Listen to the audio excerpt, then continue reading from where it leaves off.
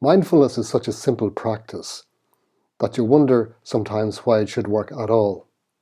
And yet this very simple practice is being introduced and has been introduced in the past number of years in healthcare, in organizations of all kinds, into people's personal lives, in sports, education, and of course in the area of meditation and well-being. And I think it's that sense of well-being, and especially the lowering of stress levels, that has made mindfulness as popular as it is today.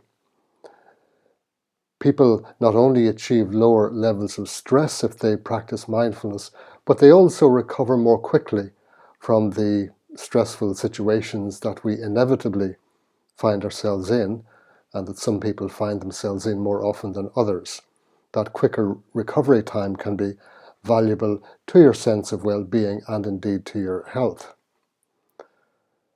Mindfulness also helps to improve our sense of empathy, which is our appreciation of how other people might be thinking or reacting or feeling, and that's obviously good for relationships in all kinds of settings. It's good for helping people to reduce their chances of recurring depression if they happen to suffer from depression. It's also good for cutting out or for reducing that spiral of thinking that can increase anxiety beyond the levels that are required or necessary because of the situation. It's often that spiraling of thought and of exaggerated fears that makes situations worse than they need to be. Now, mindfulness involves returning your attention again and again to whatever the present moment is bringing you. So it's staying out of the storylines in your head and coming back into the present moment. That could be just your breathing, your walking. It could be your posture if you're sitting there, say, watching this right now. It could be standing. There's lots of ways to do it.